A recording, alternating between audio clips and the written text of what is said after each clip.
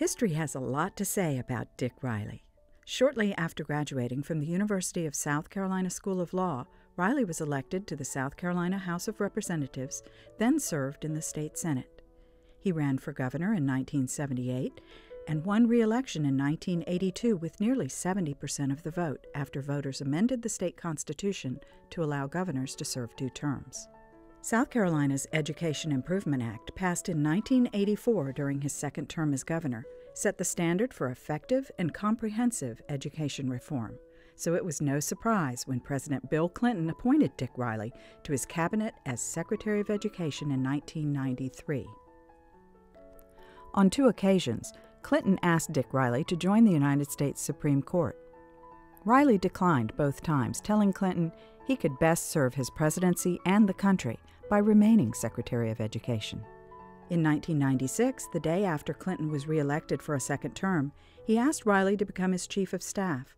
Again, Riley said, "No thank you," as he was committed to his work at the U.S. Department of Education, where he served until Clinton left office in 2001.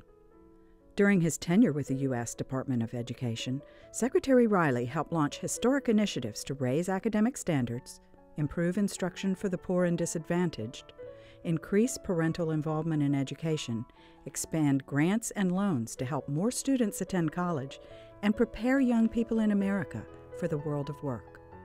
In 2009, Time magazine named Riley as one of the top 10 cabinet members of the 20th century. The Christian Science Monitor has said that many Americans regard Secretary Riley as one of the great statesmen of education in the 20th century. David Broder of the Washington Post called him one of the most decent and honorable people in public life. For the better part of the last half-century, Dick Riley has been a committed public servant and advocate, working to ensure that every child born in South Carolina and across the country has a fair opportunity to succeed in school, in the workforce, and to contribute to a prosperous society.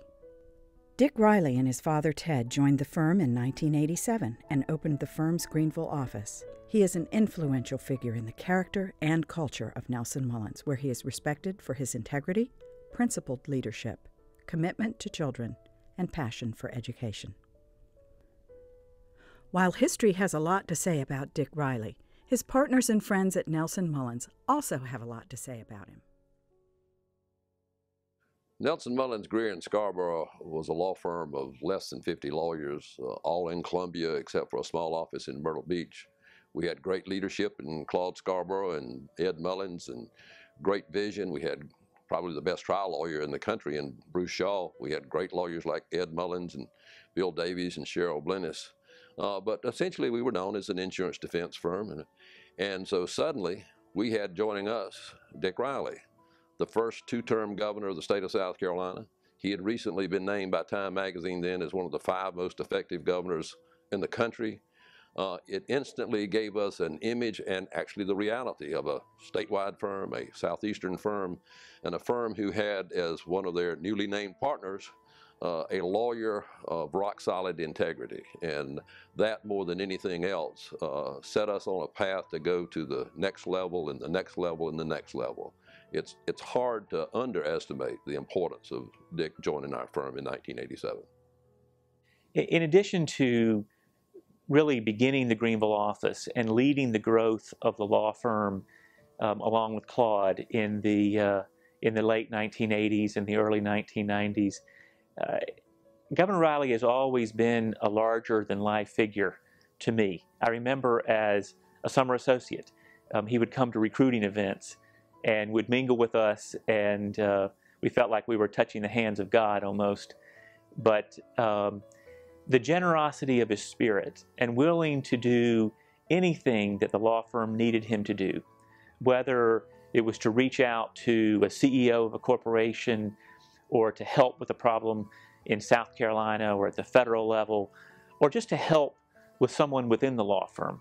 Governor Riley has always been the first to step forward and not only volunteer his time, but to help solve the problem. There's an old saying that ability may get you to the top, but it takes character to keep you there. When I think of Dick Riley, I think of character, beyond reproach. He is trustworthy. He's trusted. He's liked. The other word I think of is genteel and civilities. Dick Riley is the type of person that people may disagree with some of his politics, but they always do it in an agreeable fashion because that's the way he handles things, and people like him. Governor Riley influenced me in many ways over the years. I was always impressed with his calm, quiet, but direct leadership. I've never seen him mad nor heard him say anything negative behind someone's back. And even though he was always extremely busy, anytime he saw me when I was managing partner, he'd always ask if he could help me. And I remember that sometimes I'd be exasperated with a partner on some management issue, and I'd take a deep breath and ask myself, now what would Governor Riley do? I think one of the most important lessons I learned fairly early on working with Dick Riley was about the power of listening. He's a man who's been in the state capitol or the national capitol much of his life, and in these places we tend to put a value on talking, not listening. But he's always been a listener as a foundation for forging principled consensus. I think Dick Riley has certainly in the area of education and with our Education Council, he has been a leader in education ever since he was governor and convinced the business community that more money needed to be put into education and that it was going to be good for business, and it has been good for business.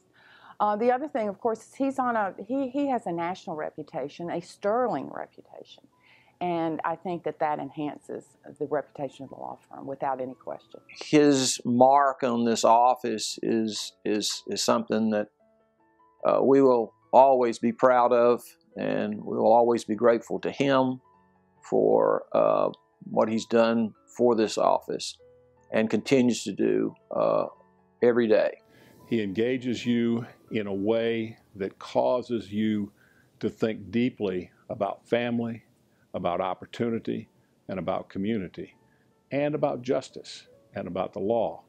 So when we built the law firm and we brought in Art Coleman and Scott Palmer and our whole education group up in Washington, D.C., it was yet one more commitment that this law firm made to building a policy of equality, a policy of educational opportunity, and a policy that drives opportunity for all people. Having someone who is the quintessential ambassador for public education and for all that is good about education, words cannot begin to describe the value and the power of having him around. And we're thrilled to be able to say happy birthday to the Secretary and look forward to many more years of working with him in support of a common vision and a shared sense of education values.